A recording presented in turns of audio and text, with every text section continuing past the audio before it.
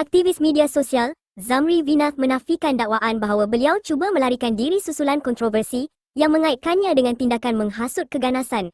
Sebaliknya, beliau menegaskan tidak mempunyai sebab untuk berbuat demikian dan bersedia memberi kerjasama kepada pihak berkuasa jika diperlukan. Menerusi satu hantaran di Facebook pada Sabtu, Zamri berkata, beliau juga sedia bertemu Ketua Polis Negara bagi menjelaskan perkara tersebut.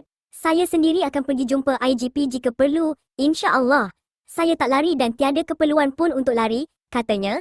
Dalam hantaran sama, Zamri turut mempersoalkan mengapa dirinya menjadi sasaran tuduhan berhubung beberapa insiden serangan, pembakaran kenderaan dan kerosakan rumah yang dilaporkan berlaku baru-baru ini.